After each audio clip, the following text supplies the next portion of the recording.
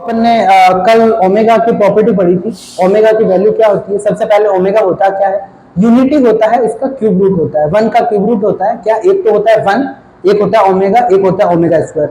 सबसे पहले ओमेगा की जो वैल्यू होती है वो होती है -1/2 -1/2 प्लस आयोटा √3/2 होती है, और ओमेगा स्क्वायर की होती है -1/2 माइनस आयोटा √3/2। इसकी मैंने ट्रिगोनोमेट्री में वैल्यू बताई थी। cos 2π/3 plus iota sine 2π/3 omega की, और ओमेगा स्क्वायर की वैल्यू बताई थी मैंने। ओमेगा स्क्वायर की क्या वैल्यू थी? तो बिल्कुल सही, cos एक तो नेगेटिव लगा दो बीच में, cos 2π/3 माइनस आयोटा साइन 2π/3, और यदि दूसरे एंगल में तो cos 4π/3 plus iota sine 4π/3 value भी निकाली थी, तुम्हें याद हो तो। और ओमेगा के बाद वापस ओमेगा के 1 प्लस ओमेगा स्क्वायर 0। ओमेगा की तीन जो कॉन्सेक्यूटिव पावर होती है उनका सम 0, ठीक है। और हमने पढ़ा था जैसे 1 plus omega minus omega square, 1 plus omega square minus omega होता है। उसके बाद हमने ओमेगा की और ज्यादा प्रॉपर्टीज पढ़ी थी। एक तो अपन ने ली थी कि भाई ओमेगा 1 प्लस ओमेगा की पावर n प्लस ओमेगा की पावर 2n। वापस रिपीट कर रहा हूं, इससे पहले चलो उसमें जाते हैं। ओमेगा की पावर, ओमेगा क्यूब क्या होता है? 1 होता है। तो ओमेगा की पावर यदि 3 का मल्टीपल हो गया उसका सम क्या हो जाएगा? 1 हो जाएगा। और 3 का मल्टीपल से एक ज्यादा, जैसे 3m+1 हो गया तो ओमेगा बन जाएगा, 3m+2 हो गया तो ओमेगा स्क्वायर बन जाएगा। ओमेगा इनवर्स क्या होता है? ओमेगा स्क्वायर होता है। ओमेगा की पावर -2 क्या होता है? ओमेगा होता है। ये तुम्हें सॉल्व करके मैंने बता दिया था।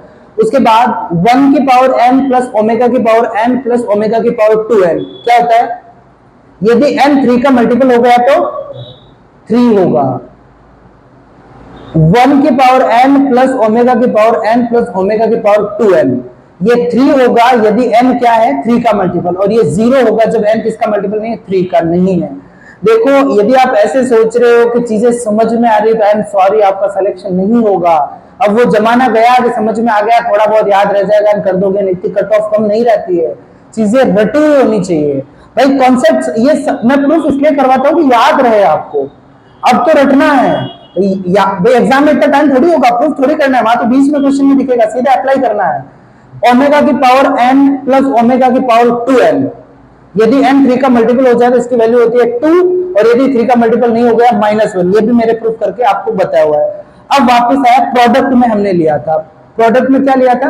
एक लिया था 1 plus omega minus omega square. I repeat, 1 plus omega minus omega square times, मतलब मल्टीप्लाई का साइन है बीच में, 1 plus omega square minus omega, क्या होगा? ये 4 हो जाएगा।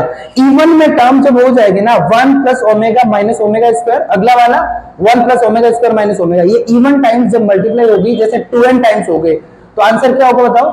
2 की पावर 2n हो जाएगा, या फिर आप बोल सकते हो 4 की पावर n हो जाएगा, एक ही बात है।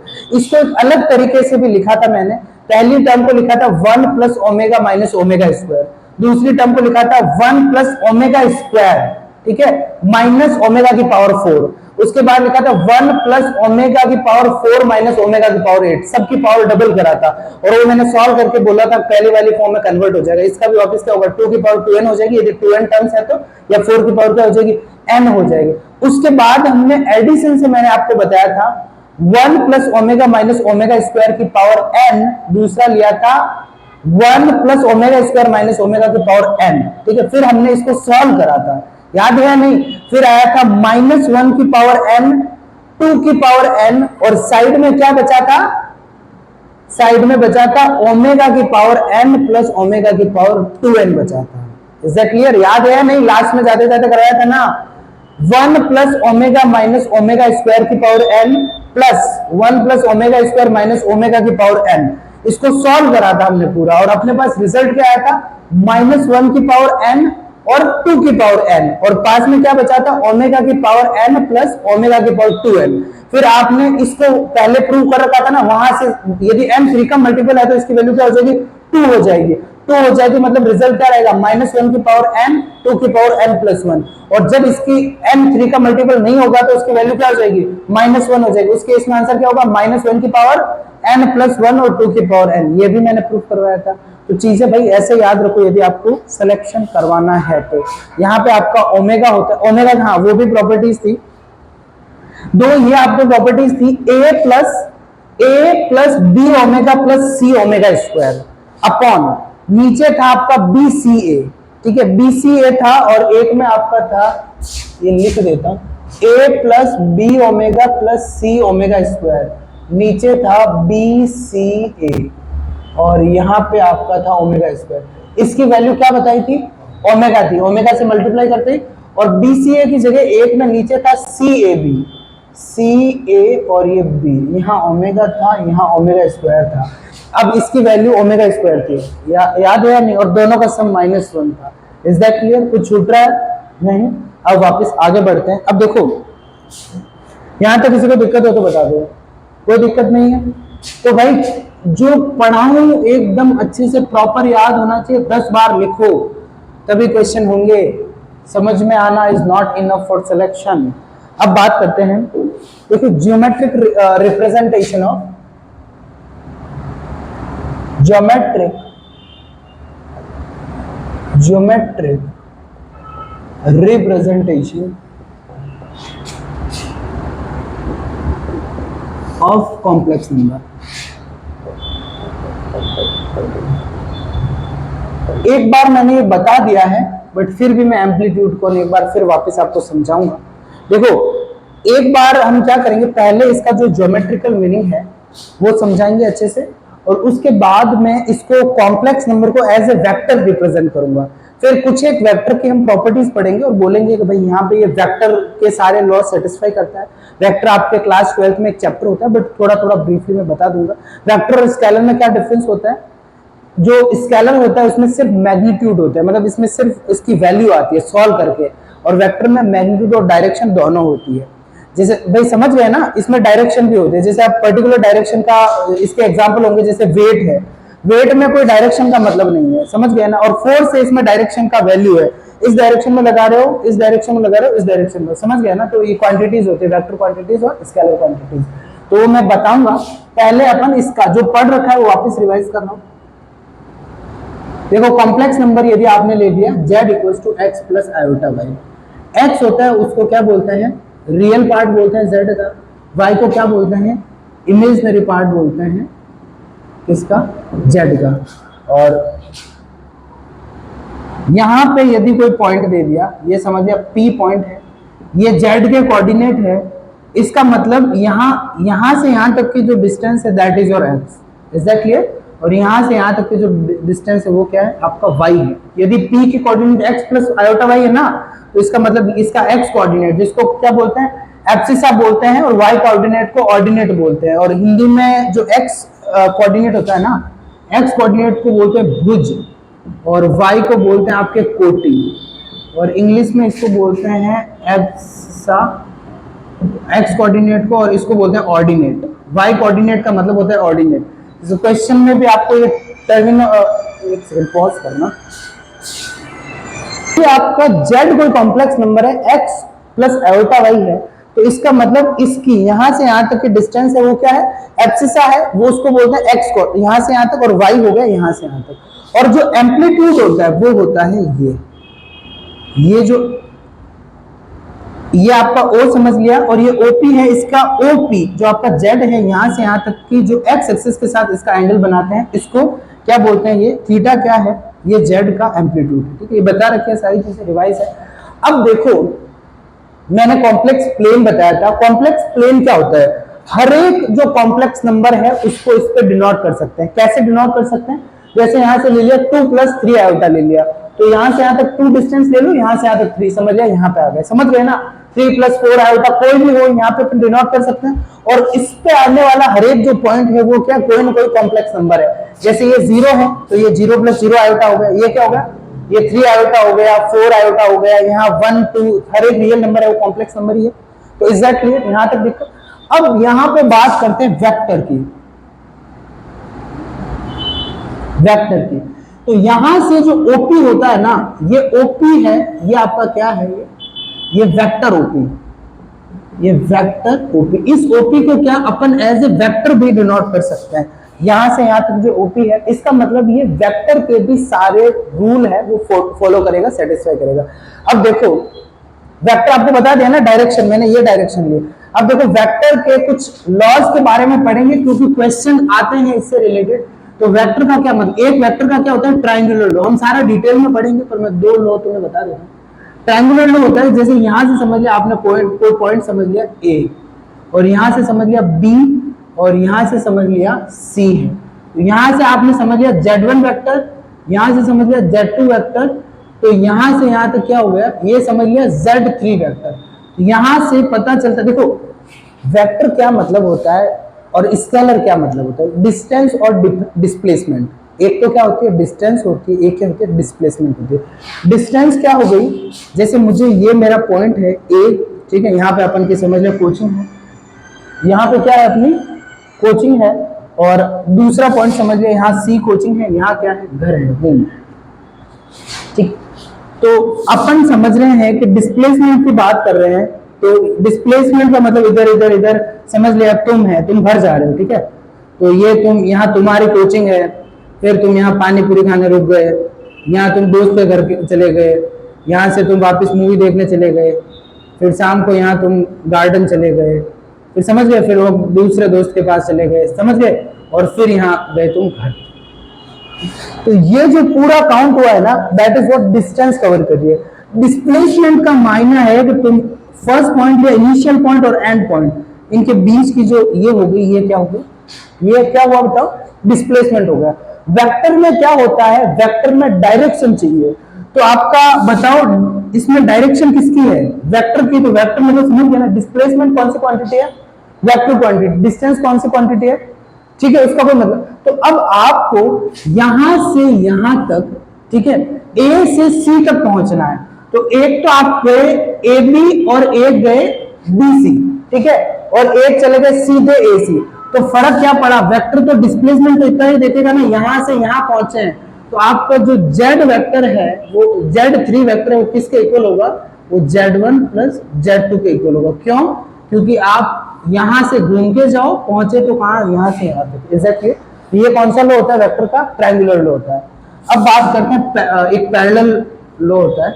पैरेललोग्राम क्या होता है, opposite sides equal, opposite sides parallel, ठीक है, और जो पास वाले एंगल होते हैं वो क्या होते हैं, सप्लीमेंट्री होते हैं, मतलब उनका सम 180 होता है, और जो ट्राइंगल होते हैं कटते हैं वो कॉन्ग्रुएंट होते हैं। ये तो बेसिक बेसिक सारी टाइप की, तो पहले मैं इसको समझा देता हूँ। ये देखो, यदि ये आपने समझ लिया Z1 है, ये आपने समझ लिया क्या है, Z2 है, ध्यान से देखना, तो आपका ये Z2 है, तो इसके सामने ये भी क्या होगा, Z2 होगा, सेम, ठीक है, डायरेक्शन भी सेम है, मैग्नीट्यूड भी सेम है, ठीक है, क्योंकि इसकी डायरेक्शन भी ऊपर की तरफ, इसकी डायरेक्शन भी ऊपर की तरफ, और ये क्या है पैरेललोग्राम, इसको पैरेलल लॉ बोलते हैं वेक्टर का। तो ये मैग्नीट्यूड भी इक्वल है, डायरेक्शन भी इक्वल है, मतलब दोनों सेम ही है। तो अब यहां से आपको यहां तक पहुंचना है, इसको समझ लिया आपने PQRS समझ लिया, ठीक है। तो यहां से यहां तक PR की वैल्यू क्या होगी बताओ, अब तुम ट्राइंगल लो तुमने पढ़ लिया है, तो PR की वैल्यू क्या हो जाएगी बताओ, ये Z1 Z2, तो ये क्या हो जाएगा, Z1 प्लस Z2 हो जाएगा। इज दैट क्लियर, समझ में आ गया। अब देखो, अब आपको निकालनी है जैसे SQ की वैल्यू है, ठीक है। अब SQ की वैल्यू कैसे निकालें, आपने समझ लिया इधर Z2 है, तो आपने नेगेटिव साइड में गए, तो क्या फर्क पड़ा वेक्टर में, इधर जा रहा है तो Z2 है, मतलब इसकी डायरेक्शन होती है, इसको यदि मैं माइनस Z2 कर दूंगा तो सेम मैग्नीट्यूड हो जाएगा, इसका मतलब क्या होगा, इसकी डायरेक्शन चेंज होगी, नेगेटिव कर दिया ना, तो मतलब मैग्नीट्यूड सेम है, जस्ट डायरेक्शन, पहले इस डायरेक्शन में, भाई मैं पॉजिटिव फोर्स लगा रहा हूं इस साइड, 3 किलो लगा रहा हूं, जस्ट मैंने ऑपोजिट कर दिया, तो इसको कम करेगा ना, बस वो नेगेटिव हो जाएगा फोर्स में, ठीक है। तो नेगेटिव होती है, मतलब यहाँ की डिस्टेंस और यहाँ की डिस्टेंस, यहाँ जो आपका Q है ना, यहाँ से समझ लिया R तक है, तो ये समझ लिया R डैश तक है, बस इसकी डायरेक्शन चेंज करिए, इसलिए क्या आ गया, नेगेटिव साइन आ गया। Is that clear. अब वापस मुझे बता दो, यहां से यहां पहुंचे, ठीक है, ध्यान से देखना, यहां से आप कहां पहुंचे, यहां पहुंचे, और यहां से कहां पहुंचे, यहां पहुंचे, मुझे बता दो PR डैश की वैल्यू क्या होगी, इन दोनों का सम, एक तो Z1 होगा प्लस क्या होगा, माइनस Z2 होगा, तो इसको सॉल्व करोगे तो क्या आ जाएगा, Z1 माइनस Z2 आ जाएगा। Is that clear. और ये पैरेलल है, और इनकी डायरेक्शन भी क्या, यदि डायरेक्शन ये ले रहे हैं, समझ गए ना, इससे इधर इसके इधर, ये डायरेक्शन भी सेम पैरेलल, तो ये इक्वल हो जाएगा। तो ये क्या होता है, Z1 माइनस Z2 होता है। याद रखना, इसको क्या बोलते हैं, पैरेलल लॉ बोलते हैं, इसको क्या बोलते हैं, वेक्टर का ट्रायंगल लॉ बोलते हैं। इसको समझाने का मतलब क्या था, मतलब ये था, जो कॉम्प्लेक्स नंबर हो गए ना, ये एक कॉम्प्लेक्स नंबर ले लिया, दूसरा कॉम्प्लेक्स नंबर ले लिया, यहां से यहां तक कॉम्प्लेक्स नंबर, तो जो वेक्टर के सारे लॉ है ना, वो कॉम्प्लेक्स में क्या करते हैं, सेटिस्फाई करते हैं। मैं क्वेश्चन करवाऊंगा। अब देखो, चलो फिर, अब तुम्हें एक तो मैं डिस्टेंस फॉर्मूला समझा देता हूँ, एक सेक्शन फॉर्मूला समझा। कोऑर्डिनेट ज्योमेट्री के सारे रूल होते हैं, वो कॉम्प्लेक्स नंबर के लिए सेटिस्फाई करते हैं। मेरा कहने का मतलब ये है। Is that clear? इसमें कोई दिक्कत? इरेज कर दूं? अब देखो, या मैं क्या करूं, मल्टीप्लाई वाला सेक्शन फॉर्मूला समझा देता हूं, या डिस्टेंस फॉर्मूला समझाता हूं।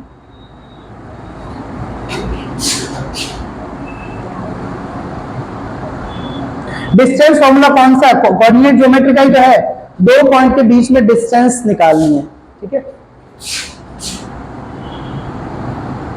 ये समझ लिया आपने, पॉइंट P है, यहां Z1 हो गया, और ये पॉइंट समझ लिया Q है। इसमें कोऑर्डिनेट ज्योमेट्री, क्योंकि भाई कोऑर्डिनेट ज्योमेट्री क्या है, ग्राफ ही तो है भाई। पूरा कोऑर्डिनेट ज्योमेट्री क्या होती है, ग्राफ में जो पॉइंट पे अप्लाई होती है वही कोऑर्डिनेट ज्योमेट्री है। P Q की डिस्टेंस, अब मुझे बताओ यहां से यहां तक की डिस्टेंस निकालनी है, ठीक है। तो आपका Z1 है पॉइंट, मतलब Z1 आपने लेट कर लिया, क्या है, हाँ, यदि Z1 आपने क्या ले लिया, यहां से मैं लिख रहा हूं, डिस्टेंस फॉर्मूला बना रहा हूं, डिस्टेंस, ये सारी चीजें वैसे आपको पता है ऑलरेडी, डिस्टेंस फॉर्मूला, ठीक है। आपको पता है लेट, आपने लेट करा है, Z1 क्या लेट कर लिया, x1 plus iota y1, Z2 क्या लेट करा है, x2 प्लस आयोटा y2 कर दिया है। यदि मैं बोल रहा हूं Z1 ये है, मतलब इस P पॉइंट के कोऑर्डिनेट क्या होंगे, x1 कॉमा, बोलो y1, बिल्कुल सही। यदि मैं Z1 ये बोल रहा हूँ, x कोऑर्डिनेट ये होगा, y कोऑर्डिनेट ये होगा, क्यों, क्योंकि भाई पता है ना तुम्हें ये, और Z2 बोल रहा हूँ ये पॉइंट, तो मतलब x कोऑर्डिनेट हो गया x2, y कोऑर्डिनेट हो गया y2। दो पॉइंट के बीच में डिस्टेंस निकालनी है, ठीक है। तो P Q क्या होगा, सेक्शन फॉर्मूला क्या होता है, सेक्शन फॉर्मूला होता है, बोलो, sorry, distance formula, x2 minus x1 का square plus y2 minus y1। Is that clear? और मुझे बताओ Z2 माइनस Z1 का मॉड्यूलस क्या होगा, वेक्टर बड़े हटा दो, क्योंकि मॉड्यूलस क्या है, मॉड्यूलस में वेक्टर मैंने क्यों हटाया, मॉड्यूलस का मतलब होता है कि आपका हट जाएगा वेक्टर, क्योंकि मॉड्यूलस कौन सी क्वांटिटी है, मैग्नीट्यूड देगा, ये सिर्फ वैल्यू देगा, ठीक है। इसमें अब देखो Z2 माइनस Z2 का मॉड्यूलस निकालो, तो उससे पहले अपन फाइंड करते हैं Z2 माइनस Z1। ये क्या होगा, जल्दी बताओ, Z2 माइनस Z1 क्या होगा, x2 minus x1 plus iota y2 minus y1। Is that clear? समझ में आया? और मॉड्यूलस क्या होता है बताओ, Z का मॉड्यूलस क्या होता है, under root x square plus y square होता है। तो आपका Z2 और Z माइनस Z1 का मॉड्यूलस क्या हो जाएगा, क्या हो जाएगा, इसका मॉड्यूलस निकालना मतलब इसका स्क्वायर प्लस क्या हो जाएगा, y2 माइनस y1 का स्क्वायर। तो ये बात वही रही ना, समझ गए ना। तो आपका सेक्शन फॉर्मूला PQ डिस्टेंस जो निकालनी है, भले आप Z2 माइनस सीधा उनका सब्सट्रैक्ट करके भी निकाल सकते हो, या फिर चीज तो वही है ना। Is that clear? ये यहाँ पे कौन सा मतलब डिस्टेंस फॉर्मूला है वो वेक्टर में अप्लाइड होता है। Is that clear?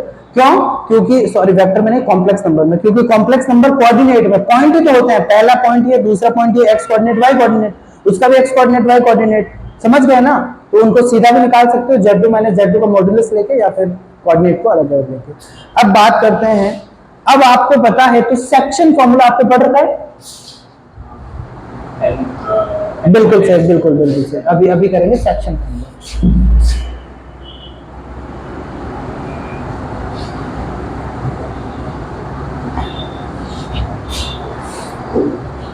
Section formula भी क्यों अप्लाई होता है बताओ। इसमें डिस्टेंस फॉर्मूला को बोलते हैं दूरी सूत्र, दूरी सूत्र, इसको बोलते हैं विभाजन सूत्र।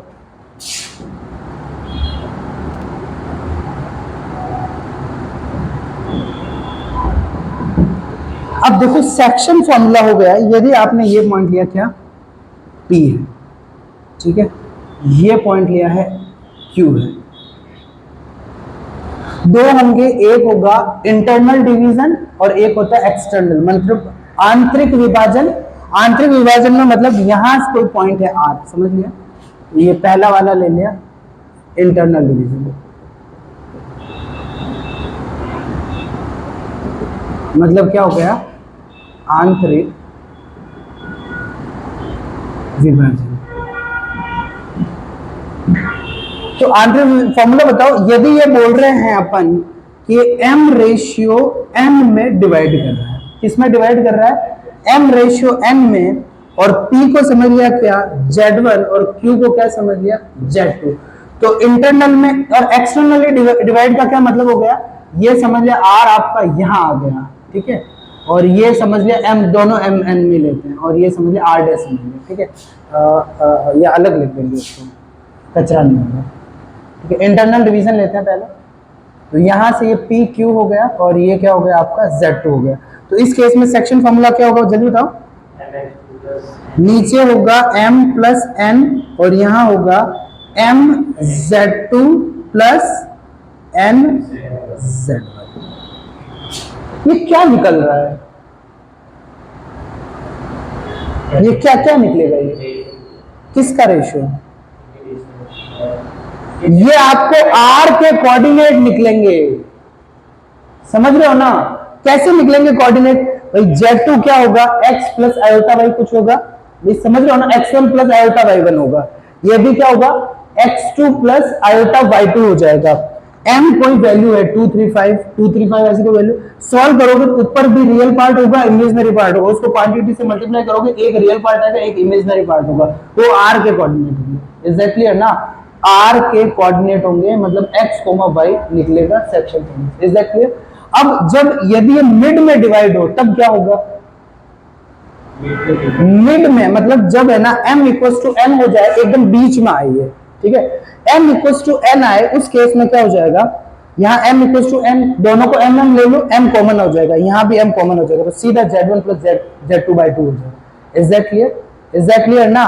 तो इंटरनल डिवीजन में देखते हैं व्हेन, यहाँ पे इसमें स्पेशल केस ले रहा हूं, ठीक है, ये पहला सेक्शन फॉर्मूला है, उसमें केस 1 है, केस 1 कौन सा, इंटरनल डिवीजन, समझ गए ना, इंटरनल, यहाँ m क्या है, एग्जैक्टली हर चीज पता होनी चाहिए, एकदम ऐसे बिल्कुल हवा में नहीं करना है, स्पेशल केस क्या होगा, मैं जितना हो सके शॉर्ट में मतलब मैथ्स में यही है, समझो ज्यादा, और मैथमेटिकल लैंग्वेज जितना डायग्राम हो जाए, कम वर्ड यूज करके लिखना होता है, when r is mid point, आप रिवाइज करोगे उसमें भी फायदा मिलेगा सीधा, और जो अपना ब्रेन है ना वो पिक्चर फॉर्म में चीजें कैच करता है, जितना हो सके तो इसको ऐसे डायग्राम बना के लिखा करो। तो यहाँ से स्पेशल केस क्या हो गया, when r is mid point हो जाएगा, इसका मतलब क्या हो जाएगा, m और n इक्वल हो जाएगा, क्योंकि P से R तक की डिस्टेंस है वो m है और ये आपके है दोनों, तो m इक्वल टू n हो जाएगा। तो उस केस में आपका R के कोऑर्डिनेट क्या हो जाएंगे, Z1 प्लस Z2 बाई 2, बताने की जरूरत नहीं, समझा दिया मैंने, नीचे 2m हो जाएगा, ऊपर से m कॉमन आ जाएगा, आ जाएगा। अब दूसरा केस हो गया, इंटरनल की जगह क्या हो जाएगा, एक्सटर्नल डिवीजन, ठीक है। पहले तो कि भाई एक्सटर्नल डिवीजन होता कैसे है, क्या होता है एक्सटर्नल डिवीजन का मतलब,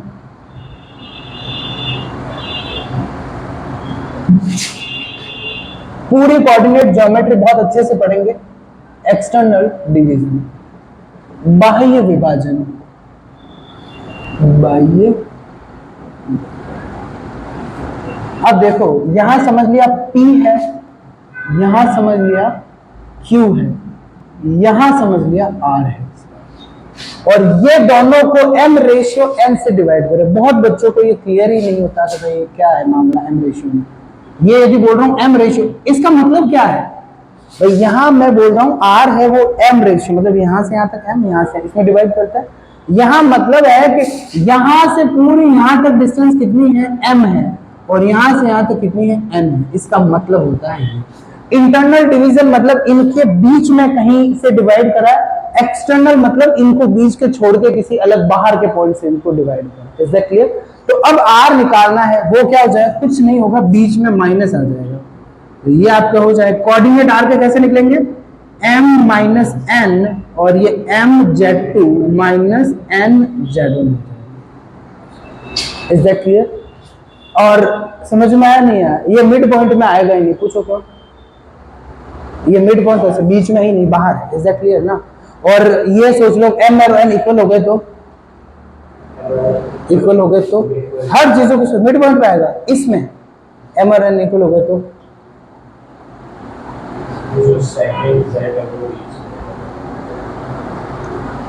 m और n इक्वल हो गए तो क्या होगा, वेरी गुड, हो ही नहीं सकते।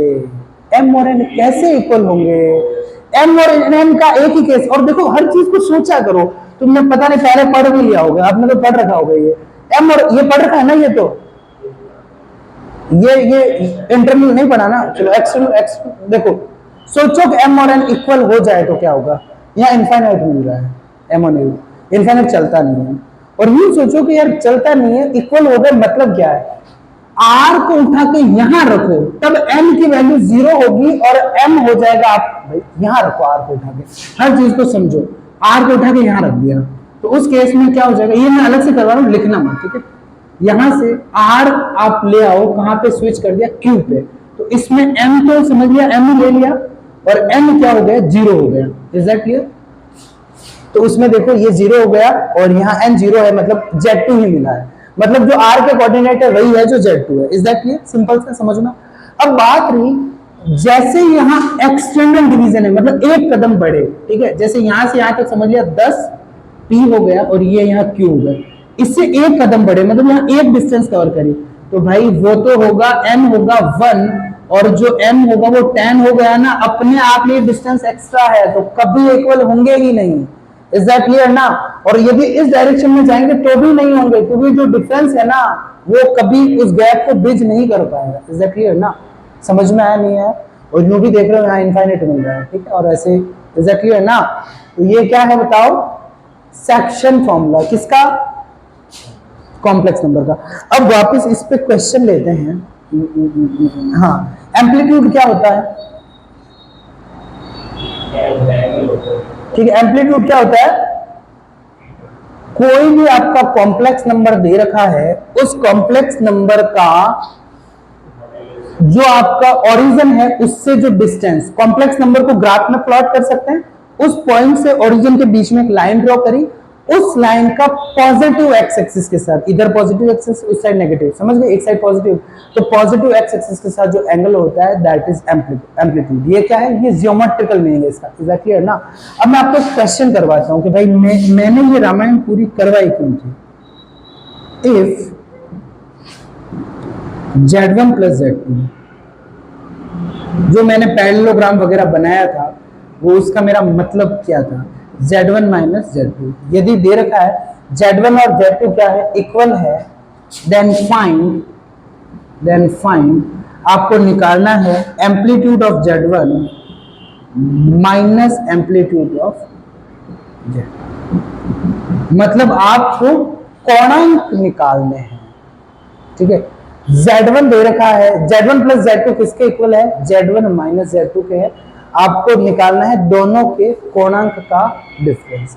अब चले जाओ वापस, पैरेललोग्राम बनाया था मैंने अभी यहां पे,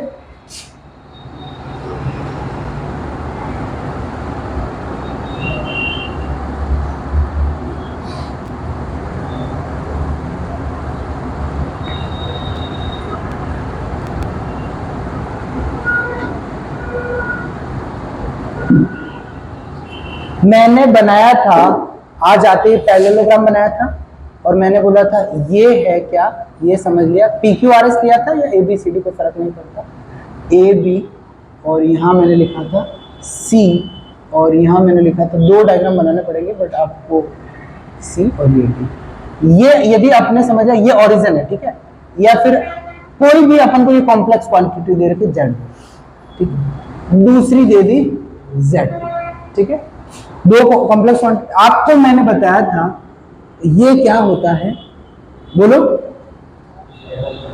very good, Z1 plus Z2 हो गया। और कोई भी आपको क्वांटिटी है यहां से A से C की लेंथ निकालनी है तो ये क्या हो जाएगा, इसका मॉड्यूलस हो जाएगा। तो AC की जो लेंथ है वो क्या हो जाएगा, modulus Z1 plus modulus Z2। Is that clear?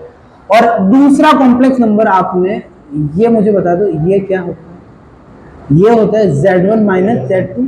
तो आपको BD की वैल्यू निकालनी है, वो क्या होगी, Z1 माइनस Z2 हो जाएगी।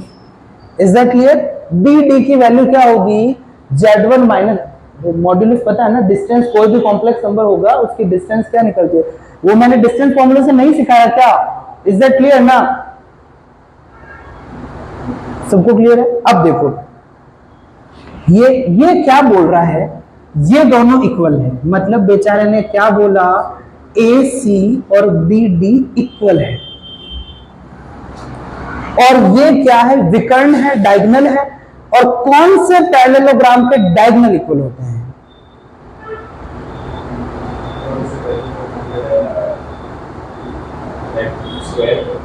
वेरी गुड, और रेक्टेंगल के। भाई आयत और वर्ग होगा, भाई पता है ना, उसके अलावा सब में अलग होते हैं। तो पैरेललोग्राम में, और पता है एक पैरेललोग्राम की प्रॉपर्टी होती है, क्या होती है, देखो ऑपोजिट साइड इक्वल होती है, ऑपोजिट साइड पैरेलल होती है, इनके दोनों एंगल सप्लीमेंट्री होते हैं, मतलब इस एंगल का सम क्या होता है, 180 डिग्री होता है। ऑपोजिट एंगल क्या होते हैं, इक्वल होते हैं। ये ट्राइंगल कॉन्ग्रुएंट होता है इसके, समझ गए, ये ट्राइंगल कॉन्ग्रुएंट होता है किसके, इसके। और जो ये पॉइंट है ना, ये इसको और इसको बराबर पार्ट में डिवाइड करता है, समझ गए ना, ये पॉइंट होता है, ये मिड पॉइंट है इस डायगोनल का भी और इस डायगोनल का। यू नो दिस और नॉट? अब देखो यदि बोल रहा है ए बी, यदि यहां से मतलब समझ गए ना, डायगोनल इक्वल है, मेरी बात समझे या नहीं समझे? इसका मतलब आपके क्या होगा, इधर इट इज स्क्वायर और क्या होगा, रेक्टेंगल। रेक्टेंगल किसको बोलते हैं, आयत को बोलते हैं, और स्क्वायर किसको बोलते हैं, वर्ग को बोलते हैं। मतलब आपने इससे कंक्लूड कर दिया, या तो क्या होगा, ये जो पैरेललोग्राम बन रहा है ये आपका आयत होगा, या क्या होगा, वर्ग। अब ये आपने लेट करा है Z1, ये आपने करा है Z2, समझ गए, ये निकाल लिया, दोनों इक्वल है, मैं डिनोट नहीं कर रहा हूं। अब मुझे बताओ एक का एम्पलीट्यूड जो भी होगा, अपन को क्या है कि यहाँ पे कोई लेना देना नहीं है, हो सकता है ये ऐसे भी बनाओ, हमें कोई पता नहीं, हमें बस Z1 कोई बोल दिया Z1 है, हो सकता है ये ऐसे भी हो, समझ गए। पर ये पता है कि ये क्या होगा, एक क्या होगा, आयत होगा, एक क्या होगा, वर्ग, मतलब एक होगा क्या, रेक्टेंगल, और या स्क्वायर, दोनों में से एक होगा। तो एम्पलीट्यूड होगा इसकी, यहाँ समझ लिया, पॉजिटिव एक्सिस कहीं भी होगी, यहाँ थीटा एंगल होगा, इसमें और इसमें एंगल में फर्क कितना होगा, π/2 का होगा। ये तो क्लियर है ना? इसका एम्पलीट्यूड जो भी हो, यदि मैं बोल रहा हूं जो बनने वाला पैरेललोग्राम स्क्वायर या रेक्टेंगल है, मतलब दोनों में डिफरेंस कितना आ जाएगा, π/2 का आ जाएगा। या तो π/2 हो सकता है, माइनस π/2 भी हो सकता है, क्योंकि दोनों को स्विच भी करो कोई फर्क नहीं पड़ता। तो इसका आंसर क्या होगा, इधर इट इज प्लस π/2 और क्या होगा, माइनस π/2। समझ में आया नहीं है अच्छे से? क्लियर? क्या क्या दिक्कत है यहाँ से? एम्पलीट्यूड क्या होता है, एक्स एक्सिस के साथ जो एंगल होता है वही क्या होता है, एम्पलीट्यूड होता है। अब तुझे बोला है इस लाइन का, यहां से चलो, यहां से समझते हैं, यहां से एंगल समझ लिया, एक्स एक्सिस के साथ कितना एंगल इसका, थीटा। दूसरी ये समझ लिया तूने, Z1, और तूने समझा कि या तो स्क्वायर है या रेक्टेंगल है, तो ये Z2 होगा, इनके बीच में ये तो एंगल 90 है, श्योर है, समझ गया ना? तो इसका एम्पलीट्यूड कितना होगा पूरा, भाई समझ गया ना, एक्स एक्सिस से यहां तक डिस्टेंस π/2 प्लस थीटा, तो दोनों का डिफरेंस कितना होगा, इसमें से इसको सब्ट्रैक्ट करना है। एग्जैक्टली, मेरी बात समझ में आई या नहीं है? और हो सकता है ये उल्टे हो, इसकी जगह ये हो, इसकी जगह ये हो, तो इसीलिए माइनस π/2 भी अपने लिख दिया। तो अपन को Z1 माइनस Z2 पूछा है ना, तो यहां से समझ लिया ये Z1 है और ये समझ लिया Z2 है। तो Z1 की अपन को क्या नहीं, एक मिनट, अब होगा ये π/2, इसमें ये Z2 और ये Z1 ले लिया ना, तो Z1 माइनस Z2 इसमें आ रहा नेगेटिव, समझ गया ना? तो दोनों में से कोई एक हो सकता है। समझ में आया या नहीं आया अच्छे से? कोई दिक्कत नहीं। अब देखो next question,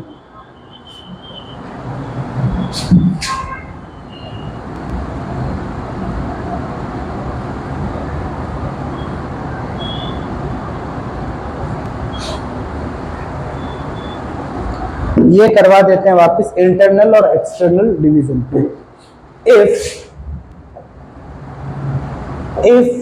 Z1, Z2, Z3 are 3 consecutive vertices। vertices क्या होता है? वर्टेक्स होता है, उसका प्लूरल फॉर्म होता है vertices. 3 consecutive vertices of a parallelogram। Parallel ये हो गया ग्राम, ठीक है। यदि Z1, Z2, Z3 है, वो 3 क्रम अनुसार शीट्स है एक समांतर चतुर्भुज के।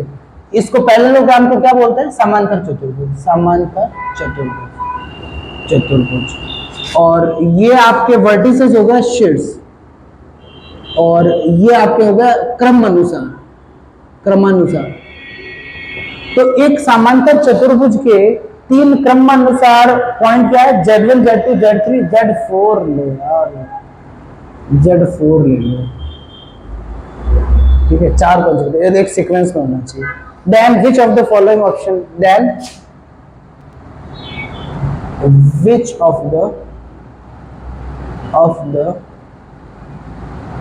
following options are, option is right, is correct। तो आपको बताना है, नीचे कुछ ऑप्शन होंगे, उनमें से सही कौन सा ऑप्शन है। पहला Z1 plus Z2 equals to Z3 plus Z4,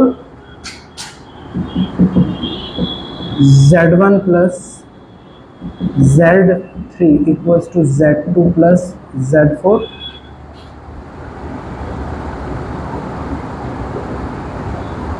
Z1 plus Z4 equals to Z2 plus Z3, और फोर्थ ले लो, चारों का सम क्या हो गया? 0 हो गया। चारों का सम क्या हो गया? 0 हो गया। Z1 plus Z2 plus Z3, Z4 क्या हो गया? 0। अब देखो यहाँ पे, हाँ, चलो फिर सॉल्व करते हैं।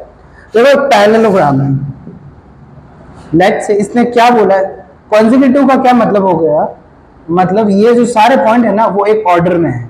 ऑर्डर का मतलब है, यदि मैं P का बोल रहा हूँ ना Z1 है, तो Q का क्या होगा बताओ?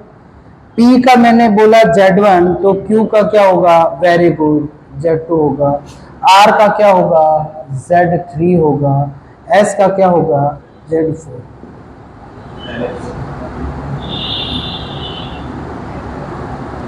यहां से मैंने समझ लिया, इस पॉइंट को समझ लिया, PQRS से इसको समझ लिया मैंने P डैश। आपको पता है जो समांतर चतुर्भुज होता है, पैरेललोग्राम होता है, उसमें जो डायगोनल होते हैं वो मिड पॉइंट पे इंटरसेक्ट करते हैं। Is that clear? डायगोनल होते हैं वो कहां पे इंटरसेक्ट करते हैं? मिड पॉइंट पे इंटरसेक्ट करते हैं। बस हो गया सॉल्व। ये कौन से पे ये क्वेश्चन कौन से फॉर्मूले पे? सेक्शन फॉर्मूला, विभाजन सूत्र है ये, इस पे है क्वेश्चन। देखो पहला पॉइंट है ये, चलो अलग अलग करके बताता हूं। ये समझ लिया Z1 है और ये समझ लिया Z2 है, ये जस्ट बीच में आया है। तो बताओ इसके कोऑर्डिनेट क्या होंगे? बताओ इसके P डैश के, तो P डैश के कोऑर्डिनेट क्या होंगे बताओ? Z1 प्लस Z3 है, ये Z3 बाय, समझ गए। और दूसरे में आपने ले लिया S ले लिया, जो क्या है? Z4 है, इसके Z4, और इसके क्या है? Z2 है। यहाँ कोऑर्डिनेट तो वापस कौन सा? P डैश ही है, बीच में सेम ही तो है ये पॉइंट। ये इन दोनों को आधे में डिवाइड कर रहा है, ये इन दोनों को आधे में डिवाइड कर रहा है। तो यहाँ से P डैश के कोऑर्डिनेट क्या होंगे? Z2 plus by 2। तो दोनों क्या हो जाएंगे? इक्वली तो है, तो Z1 प्लस Z3 किसके इक्वल होगा? Z2 plus Z4। तो कौन सा ऑप्शन सही है? इजी था एकदम, समझ रहे हो ना? हर एक चीज थ्योरी है तुम्हारे, थ्योरी अच्छे से पढ़ोगे अपने आप क्वेश्चन अच्छे से समझ में आएगा। Is that clear? अब वापस आगे बढ़ते हैं। एम्पलीट्यूड आपको पता है क्या होता है? किसी कॉम्प्लेक्स नंबर को, हर एक कॉम्प्लेक्स नंबर को कहां पे डिनोट कर सकते हैं? ग्राफ में डिनोट कर सकते हैं। ग्राफ में डिनोट करा उस कॉम्प्लेक्स नंबर को, उसकी वहां से लेके ओरिजिन तक जो डिस्टेंस है उसमें एक लाइन बनाओगे, उस लाइन का जो पॉजिटिव एक्स एक्सिस के साथ एंगल है that is what amplitude. Is that clear? तो अब आपको z का मीनिंग पता है, हम समझेंगे meaning of z1 dot z।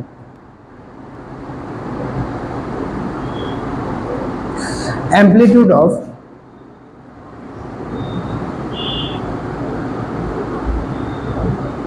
या फिर लिख देते हैं ज्योमेट्रिकल रिप्रेजेंटेशन लेते हैं, सारी चीज समझ आर भी समझेंगे। ज्योमेट्रिकल, ज्योमेट्रिकल मतलब ज्यामितीय, रिप्रेजेंटेशन, रिप्रेजेंटेशन ऑफ z1, दो पॉइंट है z1 z2, उनका ज्योमेट्रिकल रिप्रेजेंटेशन के बारे में डिस्कस करेंगे। अब आपने z1 लेट कर लिया, ये समझ लिया x1, चलो इसको है ना, मैंने आपको इसकी कितनी फॉर्म बताई थी? पोलर फॉर्म बताई थी, एक्सपोनेंशियल फॉर्म बताई थी, कार्टेशियन फॉर्म बताई थी पहले दिन। तो इसकी कार्टेशियन फॉर्म क्या होती है? जैसे z की बता रहा हूं मैं, ठीक है, z equals to x plus iota y है, ये कौन सी फॉर्म है? कार्टेशियन फॉर्म, ठीक है, जिसको हिंदी में बोलते हैं कार्तीय रूप है। और यदि मैं लिखूं z equals to r cos theta plus iota sine theta, ये कौन सी फॉर्म है? पोलर फॉर्म है, जिसको क्या बोला था मैंने?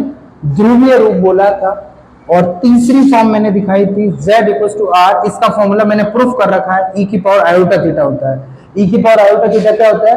Cos theta plus iota sine theta होता है। ये थी एक्सपोनेंशियल, जिसको हिंदी में बोलते हैं चरघातांकी रूप, एक्सपोनेंशियल, ये बता रखी है आपको।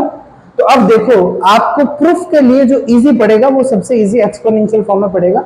वैसे इनसे कोई दिक्कत नहीं, तीनों से कर सकते हो, बट सबसे इजी प्रूफ होगा एक्सपोनेंशियल फॉर्म से।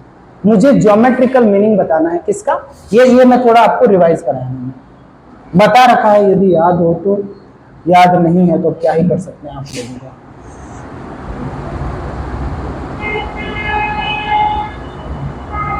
पहले जो चीजें पहले इसीलिए पढ़ाई गई क्योंकि वो बाद में काम आएगी, बाकी सीधे रैंडम क्लास से कोई मतलब नहीं है, पूरा कॉन्सेप्ट से पढ़ो। अब देखो, यहां से आपने लेट करा z1, लेट करा आपने r1 e की पावर आयोटा थीटा, ठीक है, और z2 आपने लेट करा r2 e की पावर आयोटा थीटा, ठीक है। z1 क्या लेट करा, और हाँ, यहां से r क्या है? मॉड्यूलस z है, ठीक है। ये इसकी भाई r क्या होता है? Under root x square plus y square, ठीक है। और यहाँ थीटा क्या है? एम्पलीट्यूड है, यहाँ जो थीटा है वो क्या होता है? एम्पलीट्यूड होता है। अब देखो, ये ले लिया आपने, तो मुझे बताओ z1 डॉट z2 क्या होगा? r1 टाइम्स r2, और e की पावर ये आ जाएगा आयोटा थीटा 1 e की power iota theta 2। When base is same we can add the power, तो z1 और z2 क्या हो जाएगा? r1 डॉट r2, और यहाँ क्या होगा? e की पावर आयोटा थीटा 1 और e की power theta 2। Is that clear? यहाँ तो कोई दिक्कत? देखो बहुत इजी है। अब देखो, यहां से इसका ज्योमेट्रिकल रिप्रेजेंटेशन समझते हैं।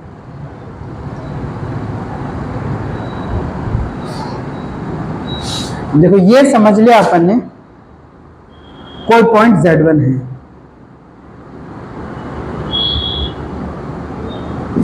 ठीक है। तो इसका मतलब यहां से यहां तक की डिस्टेंस कितनी है? कितनी है बताओ? ये r1 है, मतलब under root x1 square plus y1 square, ठीक है। यदि z1 को ले रहे हैं x1 प्लस आयोटा y, पता है इसमें। और ये कितना हो जाएगा? थीटा 1, क्यों? अपने लेट करा है इसको थीटा 1, तो यहाँ इसकी डिस्टेंस है ये r, जो मैग्नीट्यूड है, और यहाँ क्या है? इसका एम्पलीट्यूड है। और r2 ले लिया आपने, चलो r2 को भी ज्यादा बड़ा नहीं लेते हैं, ये यहाँ से यहाँ तक एंगल ले लिया, और यहाँ से यहाँ तक डिस्टेंस ले लिया r2, और यहाँ से यहाँ तक का पूरा एंगल कितना होगा? थीटा 2। थीटा 2 क्या है? ये z2 का एम्पलीट्यूड है, मतलब यहाँ से यहाँ तक पूरा जो एंगल बन रहा है वो थीटा 2 बन रहा है, और ये बेचारा किसका? z1 का है, जो कम है, z2 का क्या है? ज्यादा है। तो दोनों का क्रॉस करेंगे ना, तो इसका मैग्नीट्यूड हो जाएगा दोनों का प्रोडक्ट, जैसे ये 2 है, ये 3 है, तो ये क्या हो जाएगा? इसका 6 हो जाएगा, ये सबसे दूर जाएगा, ठीक है। और इसका जो एंगल होगा वो e की पावर में होता है, ये क्या होता है? इसका मैग्नीट्यूड, तो मैग्नीट्यूड क्या हो जाएगा, जब ये 30 है ये 70 है तो ये पूरा 100 हो जाएगा, तो मतलब ये आपका इसका मैग्नीट्यूड आ जाएगा क्या, θ1 प्लस θ2 हो जाएगा, और यहाँ तक डिस्टेंस क्या हो जाएगा r1 r2। समझ में आया या नहीं आया? कम आया? बिल्कुल नहीं आया? नहीं आया? थोड़ा बता। देखो ये मैंने लेट करा है Z1, ठीक है, ये लेट करा है Z2, तो Z1 Z2 को क्या लिख सकते हैं, दोनों को मल्टीप्लाई करा, R1 R2 बेस सेम हो तो पावर क्या हो जाती है, ऐड। यदि किसी भी कॉम्प्लेक्स नंबर को इस फॉर्म में लिखा हुआ है तो जो e की पावर आयोटा का जो कोएफिशिएंट होता है वो उसका होता है मैग्नीट्यूड, और जो आगे होता है वो क्या होता है, उसका मॉड्यूलस होता है। एग्जैक्टली मॉड्यूलस क्या होता है, उस कॉम्प्लेक्स नंबर की ओरिजिन से जो डिस्टेंस होती है दैट इज मॉड्यूलस। तो आपने सीधा यहां से Z1 और Z2 का आपको पता चल गया है, ये क्या होगा, मॉड्यूलस होगा दोनों का। ये क्या है, ये मॉड्यूलस Z1 टाइम्स Z2 है। ये क्या है, ये मैग्नीट्यूड है किसका, Z1 टाइम्स Z2 का, ठीक है, दोनों का। तो ये पूरा इसका Z1 Z2 होगा, ये इसका मैग्नीट्यूड। यहाँ मैंने इनको एक्सप्लेन करा, ये जैसे R1 आ गया ना, इसका मतलब यहाँ से यहाँ तक की डिस्टेंस R1 है और θ1 इसका मैग्नीट्यूड है, दूसरा ये। तो मैंने तीनों को साथ में रिप्रेजेंट करा है, यहाँ लिख दो Z1। Is that clear? यहां तक कोई दिक्कत है तो बताओ, वरना आगे बढ़े। समझ में आ गया अच्छे से? अब यदि आप, चलो इसको मैं एक और तरीके से कर देते हैं इसको। ये तो हमने एक्सपोनेंशियल फॉर्म से प्रूव करा है, इसको बोले इससे भी कर सकते हो, तुम करना एक बार, पर तुम इससे, इसको इस फॉर्म से भी कर सकते हो, इससे भी कर सकते हो, पर एक बहुत है एक्सपोनेंशियल। याद रखना इससे क्या कंक्लूड निकला है, दो कॉम्प्लेक्स नंबर को मल्टीप्लाई करा, Z1 कोई कॉम्प्लेक्स नंबर है, Z2 कोई कॉम्प्लेक्स नंबर है, दोनों का प्रोडक्ट निकाला, तो एम्पलीट्यूड क्या होगा जो प्रोडक्ट निकल के आएगा, पहले का एम्पलीट्यूड प्लस दूसरे का amplitude, amplitude will be like that, ठीक है। और दूसरी चीज, इनका मैग्नीट्यूड क्या होगा, हाँ, जो पहले का मॉड्यूलस और दूसरे का जो मैग्नीट्यूड है उसका प्रोडक्ट होगा ना, मॉड्यूलस का प्रोडक्ट होगा, वही क्या होगा, Z1 और Z2 का मॉड्यूलस हो जाएगा। एग्जैक्टली समझ में आया? और यूं देखो तो Z1 और Z2 का मॉड्यूलस क्या होता है, मॉड्यूलस Z1 मॉड्यूलस Z2 होता है। ये भी करवा रखा है ना, मॉड्यूलस की प्रॉपर्टीज में नहीं बताया क्या? Can I erase that, can I erase that? अब नेक्स्ट क्या पढ़ेंगे, मल्टीप्लाई बाय, सेम है, मल्टीप्लाई बाय Z1 Z2 समझा दिया ना, मल्टीप्लाई बाय आयोटा समझाएंगे। उसका तुम बोलो तो एक एग्जांपल लेके समझा दूं पहले, और तुम बोलो तो समझ गए ये कॉन्सेप्ट, एक एग्जांपल लेके समझे। चलो पूरा इसको भूल जाओ। अब तुम्हें पता है स्लोप क्या होता है, y2 minus y1 upon x2 minus x1। Slope meaning क्या होता है स्लोप का,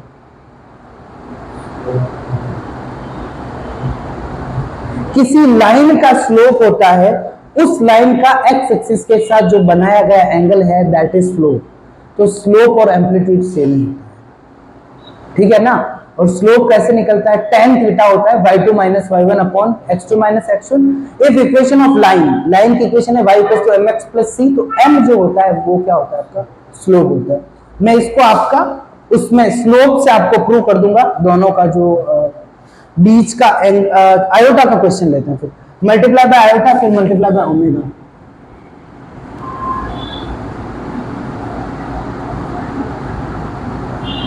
वैसे चीजें यहां से भी हो जाएगी।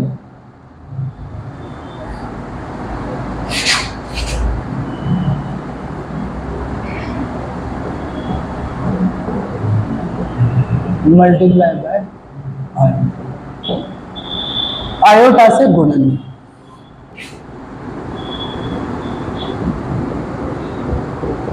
मतलब समझ गए ना, एक कॉम्प्लेक्स नंबर है Z है, और आपने क्या करा, Z को आयोटा से मल्टीप्लाई करा, तो उससे क्या फर्क पड़ेगा एम्पलीट्यूड में। तो एक बात बताओ मुझे, इसका एम्पलीट्यूड थीटा है, ठीक है। यदि आपने समझ लिया एम्पलीट्यूड ऑफ Z क्या है, जो इसका कोणांक है वो आपने ले लिया थीटा। एम्पलीट्यूड ऑफ आयोटा क्या होता है, करवाया हुआ है। यदि कोएफिशिएंट पॉजिटिव, यार क्या है तुम्हें क्यों समझ में नहीं, आयोटा पॉजिटिव है, यहाँ है, इसका एंगल 90 तो बन रहा है, रियल पार्ट कहाँ है 90, बहुत करवा रखे हैं।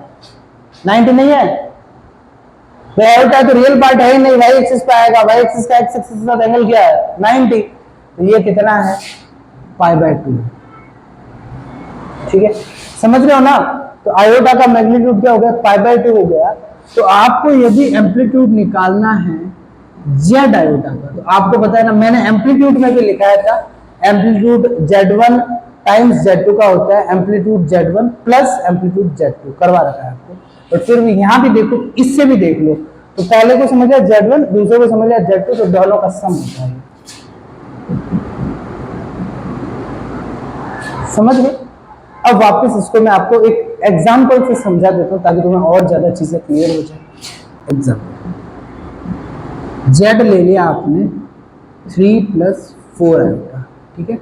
तो मुझे बताओ Z आयोटा क्या होगा, -4 + 3 आयोटा। इज दैट क्लियर भाई। Z आपका ये आयोटा से मल्टीप्लाई कर दिया इसको, 3 आयोटा यहाँ आयोटा स्क्वायर क्या हो गया माइनस, पहला आपका यहां डिनोट करते हैं 3 है, मतलब x की वैल्यू 1 2 3, y की वैल्यू 4 है, 1 2 3 4, तो ये यहां पे आपने बताया है, ठीक है। ये आपका आ गया z,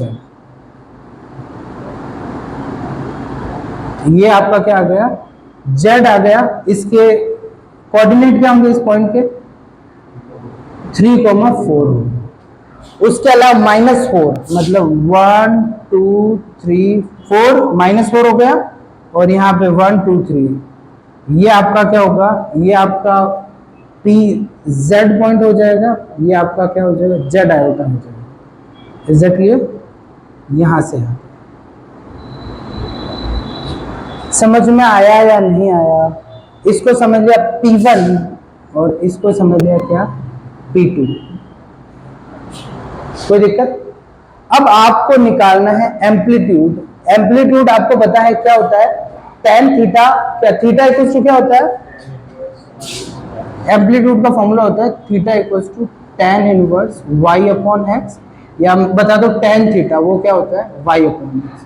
ये tan थीटा स्लोप होता है, ठीक है, और y/x क्या है, मतलब यहाँ क्या हो गया 4/3 हो गया। इसका समझ लिया आपने θ1, तो tan θ1 क्या हो गया 4/3, और सीधा स्लोप निकालो, स्लोप ऑफ OP1। स्लोप क्या होता है, इन दोनों लाइन का स्लोप निकालेंगे, इसका y कोऑर्डिनेट माइनस इसका y कोऑर्डिनेट, इसका x कोऑर्डिनेट माइनस इसका x कोऑर्डिनेट, तो सीधा क्या हो जाएगा 4 - 0 3 - 0, तो 4/3। समझ गए ना, मतलब एम्पलीट्यूड और स्लोप सेम ही चीज है, ठीक है। किसी लाइन का स्लोप और एम्पलीट्यूड से सेम थिंग आपको दिखा दिया। ये किसका निकला है, ये किसका, यहां पे निकला है एम्पलीट्यूड ऑफ, चलो ये PZ1 का निकला। आप मेन स्लोप पे ध्यान रखना क्योंकि उसमें मैं प्रूफ करवाऊंगा, वहां काम आएगा। OP1 का स्लोप क्या निकला है, तो OP2 का स्लोप निकालो, स्लोप ऑफ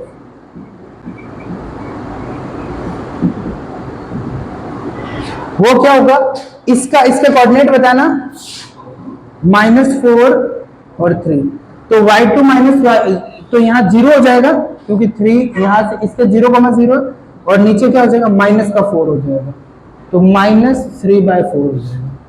और एम्पलीट्यूड निकालो तो इसका आ जाएगा आपका, अच्छा ये पॉइंट ही अलग है, तो एम्पलीट्यूड भी क्या हो जाएगा tan θ1 y/x, तो 3 ये सेम ही आ रहा है भाई, tan θ2 निकालोगे तो y/x आएगा, y हो गया 3x -4 आ गया, सेम ही आ रहा है, तो मतलब एम्पलीट्यूड बोलो या स्लोप बोलो एक ही बात है। इसका स्लोप आपने समझ लिया m1, तो ये ब्रैकेट में लिख दिया m1, और इसका समझ लिया m2। तो आपके कोऑर्डिनेट ज्योमेट्री में जब m1 और m2 -1 हो, दोनों का स्लोप -1 हो, इसका मतलब इनके बीच में एंगल क्या होता है 90 डिग्री होता है। तो मतलब समझ गए ना, मतलब दोनों ऑर्थोगोनली कट करते हैं, समकोणीय निकाय बनता है, ऑर्थोगोनल सिस्टम बनता है। यदि दो स्लोप का प्रोडक्ट क्या आ जाए -1 आ जाए, तो बोलते हैं दोनों के बीच में जो एंगल है वो क्या है 90 डिग्री है। और यहाँ देखो आप इनका करोगे ना m1 और m2, तो क्या बन रहा है -1 आ रहा है, तो इसका मतलब क्या हो गया OP1 और परपेंडिकुलर तो क्या हो जाएगा OP2। Is that clear? तो मतलब जो दोनों में डिफरेंस है वो क्या है, 90 है। और यहाँ से भी देख सकते हो दोनों में डिफरेंस क्या है, इज दैट क्लियर? समझ में आया नहीं आया? अब बात रही ओमेगा का एम्पलीट्यूड क्या है। तो अब मुझे बताओ, यदि दोनों के बीच में एंगल 90 आ गया है ना, तो मुझे बताओ इस पूरे का, इस जेड ओमेगा का, समझ गए ना, दोनों का ऐड हो जाएगा। अब मुझे बताओ ओमेगा का एम्पलीट्यूड क्या होता है। तो मतलब किसी भी नंबर को आयोटा से मल्टीप्लाई कर देंगे तो जो एम्पलीट्यूड है उसमें क्या ऐड हो जाएगा, π/2 ऐड हो जाएगा। समझ गए ना? समझे नहीं समझे? और ओमेगा से मल्टीप्लाई कर देंगे तो ये भी करवाया हुआ है। ओमेगा को क्या बोलते हैं, cos 2π/3 प्लस आयोटा साइन 2π/3। तो एम्पलीट्यूड क्या हुआ, 2π/3। आगे 1 है, r की वैल्यू 1 है, तो ओमेगा से मल्टीप्लाई कर दोगे तो कितना हो जाएगा, थीटा में 2π/3 ऐड हो जाएगा। ओमेगा स्क्वायर का एम्पलीट्यूड क्या है, 4π/3। समझ गए? और यूं देखो ना, कौन सा फोर्थ क्वाड्रेंट में नहीं है क्या ओमेगा स्क्वायर, माइनस का 1/2 minus iota √3/2, fourth quadrant. Is that clear? तो क्या हो जाएगा, 4π/3 इनका है। तो मैं लिख देता हूं, यदि आपका ये सारे चीजें लिख देता हूं, मल्टीप्लाई बाय ओमेगा।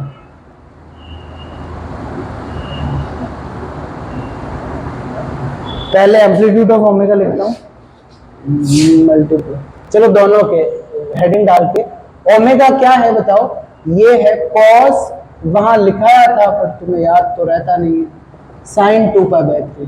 तो ये इसका है ना, 1 क्या है, इसकी मैग्नीट्यूड है, और ये आपका क्या हो गया, एम्पलीट्यूड है। तो यहां से एम्पलीट्यूड ऑफ ओमेगा क्या है, 2π/3 है। ओमेगा स्क्वायर को क्या लिख सकते हैं, cos 4π/3 प्लस आयोटा साइन 4π/3। तो एम्पलीट्यूड क्या हो जाएगा ओमेगा स्क्वायर का, 4π/3 हो जाएगा। अब मैं आपका next topic multiply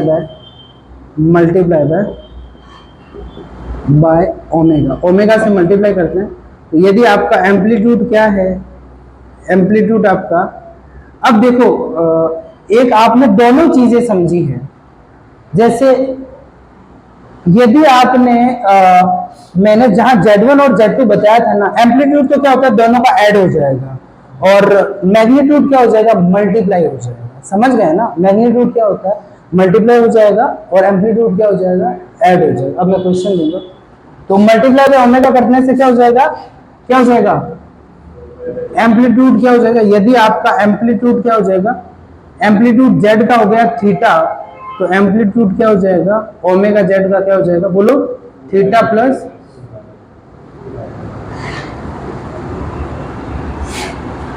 omega square, नहीं ओमेगा है। और अगला यदि यहाँ ओमेगा स्क्वायर कर दिया, इसमें लिख देना थीटा है, तो क्या हो जाएगा, ओमेगा स्क्वायर, यहाँ क्या हो जाएगा, 4/3। अब एक क्वेश्चन लेता हूँ,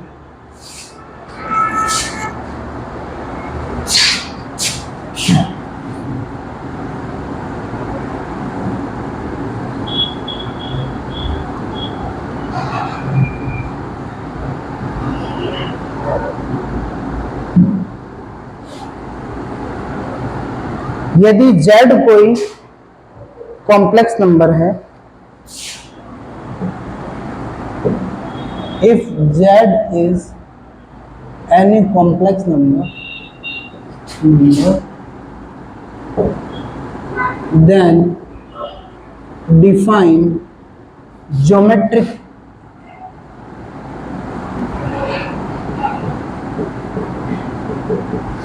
मीनिंग ऑफ 2 ओमेगा Z।